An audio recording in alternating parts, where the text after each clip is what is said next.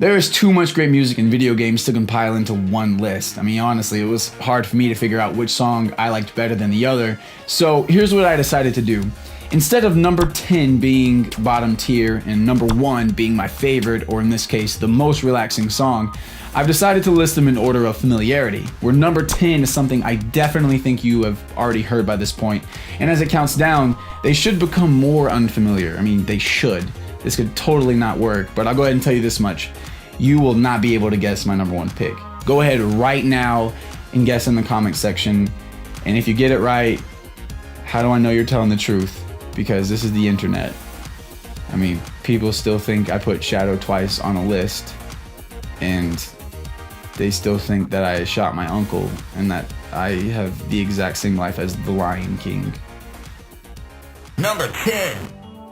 The composition of Dire Dire Docks is the perfect example of less being more. Its instrumentation only consists of 3 elements. You have the spacious bells, luscious strings, and groovy drums. The drums, however, only fade in whenever Mario sets his feet on solid ground, which is brilliant from a conceptual sense, seeing that swimming is floaty and endless while running and jumping is percussive and rhythmic. Also, is it just me or does the majority of great video game music come from underwater levels? Number 9. What? Perfect segue. Aquatic Ambience just does something to the soul. Yeah, I know, real specific, right? If you were to put Dire Dire Docks and Aquatic Ambience in a head-to-head battle of sorts, I think both of them would just drown each other out, and neither of them would win. The biggest difference between the two is that in Aquatic Ambience, the use of percussion is essential to making the song feel water-like. If you listen closely, you can hear the delay that's been added to the percussive elements in order to simulate a kind of dripping sound, allowing for us to associate the song with water without even needing to play the game. Sticker Brush Symphony was originally composed to be used in the water levels for the sequel, Donkey Kong Country 2, but since it didn't have any, they decided to use it for the game's Bramble levels, and I honestly can't say which of the 2 songs I prefer more. I just love them both. Number 8. Speaking of even more music that's associated with water, the fairy's fountain melody from The Legend of Zelda was originally used as the overworld theme for Waterland in Super Mario Bros. 3.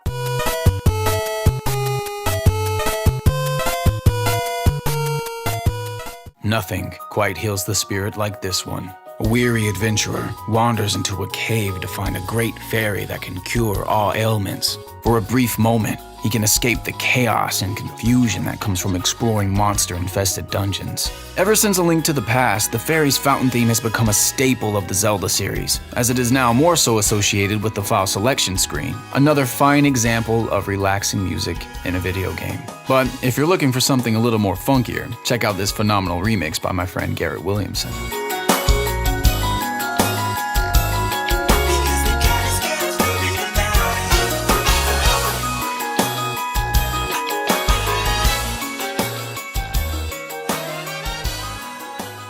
Number 7. The Elder Scrolls series has this capability of picking you up out of the chair you're sitting in and placing you into a living world. The wide scale of atmospheric music that escorts you throughout your journey plays a huge part in this hypnotic process. I could talk about any piece of music from the series, but my favorite one is The Streets of Whiterun from Skyrim. It's one of the many songs in the game that compel you to take in your surroundings and marvel at its detail. The main reason why I love the Elder Scrolls series is the developers' proficiency at making exploring their world feel exciting, invigorating, and therapeutic. Number 6. LA Noire is a game entirely about reading micro-expressions while trying to figure out who's telling the truth and who's withholding important information. It's not like anything I've ever played. It is incredible to finally get a game that's based off an era whose culture was so richly defined by a genre of music. This jazz piece that plays on the menu is literally the overview of this entire experience. It's dark, mysterious, romantic, and still somehow peaceful. When I hear it, I imagine myself standing on a balcony somewhere, looking over a city at nightfall. There's a hot cup of coffee at my fingertips. Suddenly, a silhouette of a large bird appears in the distance. It's Mike McGill the pterodactyl. I walk inside to see if I have any more dinosaur snacks. So you can literally just say, "Oh God, why?" Number 5. Yearnings of the Wind will forever be my favorite song from Chrono Trigger, and I'm sure it's the personal favorite of many others as well. The pizzicato strings, woodblock, and slow tempo all generate this feeling of like a peaceful walk through the forest. The game is built around time travel as Chrono and his friends adventure to different periods of time in order to prevent the destruction of their world. Within the context of the game, Yearnings of the Wind is the world map theme for 600 AD, which is slightly odd because the theme itself is soothing and hopeful sounding, and yet this moment in time is quite the opposite. One might say that the song is so magical it transcends time and space itself. Number 4. The menu music for Mirror's Edge possesses a perfect blend of peaceful and eclectic tones. This minimalistic piece relies on multiple textures of ambient sounds in order to put you in a trance. It's a menu screen that might trick you into never playing the game if you aren't careful. This song captures the essence of the game's minimalistic and sleek art design, which makes Mirror's Edge stand out even more so when compared to other first-person games. Number 3. So does anyone remember this song being in Wave Race 64? For whatever reason, I don't, but man, does this just make you want to snuggle up with that special someone by the fireplace. This is the music that plays after you've won 4th place. It's like the game is trying to tell you, hey, don't worry, things are gonna get better. Just try again. Thank you, Wave Race. Thank you for being there for me. How weird is this? Number 2.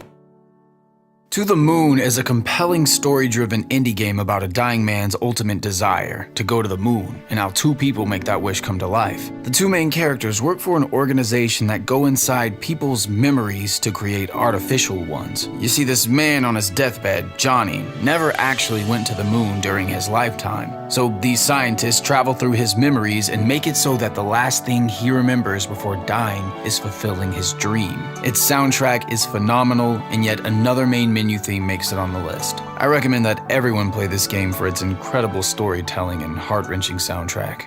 Number 1. Someone please tell me that I wasn't the only sap who played Fly for Fun. Oh god, Fly for Fun. Fly for Fun. Fly FF is an MMO that came out in 2005, for which I played for one reason only. Don't judge me, I wanted to fly. I had no interest in the actual game other than the fact that at level 20, it allows for you to fly around to catchy music that was just oh so intoxicating. The sad thing is I never reached level 20 in my 1 week of playing, but I did, however, listen to this amazing title screen music. From time to time, I find myself coming back to this song and reflecting on all the memories I never had in Fly FF. At least I discovered a beautiful piece of music, and that's worth it to me.